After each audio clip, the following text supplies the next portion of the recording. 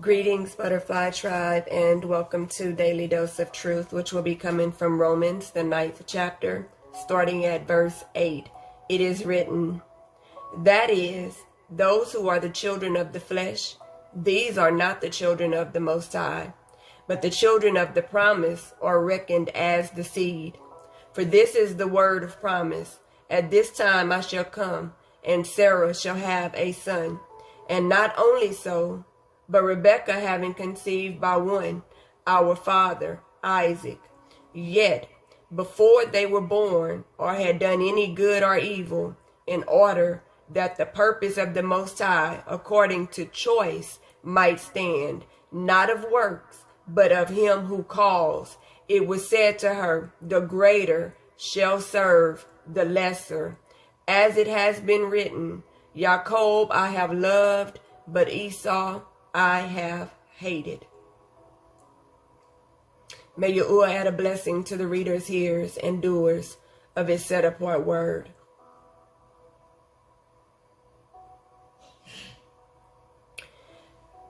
It says, yet before they were born or had done any good, in order that the purpose of the Most High, according to choice, might stand, not of works, but of him who calls.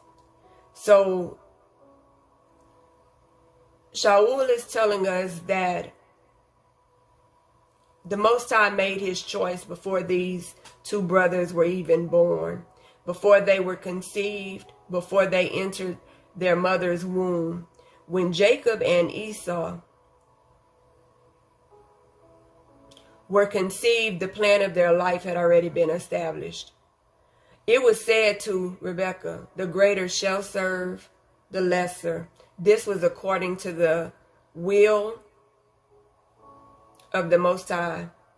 As it has been written, Aqob I have loved, but Ěsaw I have hated.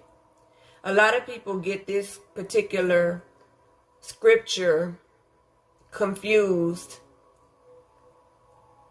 not realizing that when it's talking about Aqob, it's talking about the bloodline of Jacob.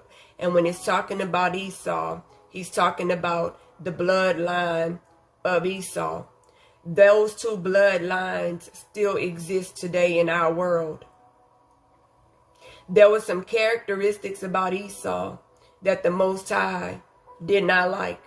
You're talking about a brother who sold his birthright for food. And many scholars believe that it was bloody meat. The commands tell us, or the laws and statutes tell us, as the chosen ones, we are not to eat the blood of meat. We're told that the life lies within the blood. So when you're eating these animals, the blood of this animal, and it began to act accordingly through you, when you start having these animalistic behaviors that you cannot control, there was a reason the Most High gave us laws and statutes. It was not to withhold anything good from us. It was to protect us from the things that would come when we participated in those acts. Jacob was chosen to be the father of the 12 tribes, according to the Most High's will. You see, Solomon tells us that whatever the Most High can do whatever he wants to do. We don't have a choice in the matter. And does the clay tell the potter what to make of it? Or is the control within the potter's hand? So when you begin to question the authority of the Father in your life, in this world, in the lives of others, remember this one thing. He's the potter and we are the clay. Everything he's created works according to how he wants it to work. Had man obeyed the command not to eat of the tree of the knowledge of good and evil, knowing what good and evil is, then we wouldn't be experiencing that knowledge today.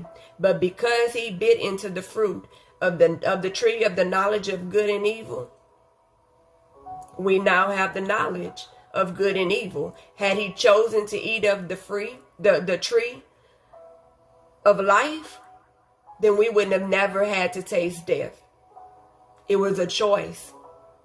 And we're living those choices. And anytime you want to blame Adam, then take a look in the mirror and ask yourself how many commands you've broken that caused us or caused you to be in need of a redeemer.